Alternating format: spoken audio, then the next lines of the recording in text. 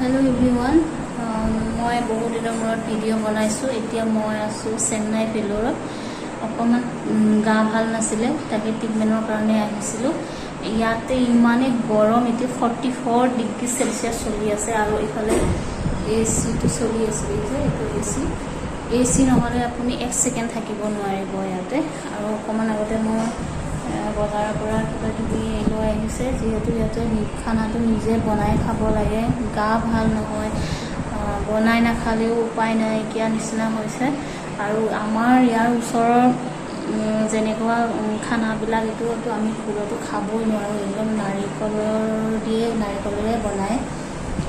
আৰু এইফালে চাওকচোন আজি ইমান ধুনীয়া বস্তু এটা মোক বজাৰৰ দাদা এজনে দিলে এটো বেচেৰা কয় ইয়াতে মানে হিহঁতৰ এটো ট্ৰেডিশনাল হয় মানে চুলিত লগায় আৰু এটো গোলাপ ফুল দিলে মোক মানে সুধিছিলে যে কোপৰা আহিছে कहां से आया ऐसा बोला तो मैंने बोला ते आसाम से आया तो এনেকে কওঁতে মোক এটো দি দিলে আৰু ইমান ভাল লাগিছে মানে এটো দি কেনে মোৰ চুলিত লগায়ও দিছিলে এটো ভিডিওটো মই আপোনালোকক দিম তো এতিয়া বাই বাই বহুত গৰম পৰিছে বহুত কথা কৈ থাকিবলৈ ইচ্ছা নাই গাও ভাল নহয় তো বাই বাই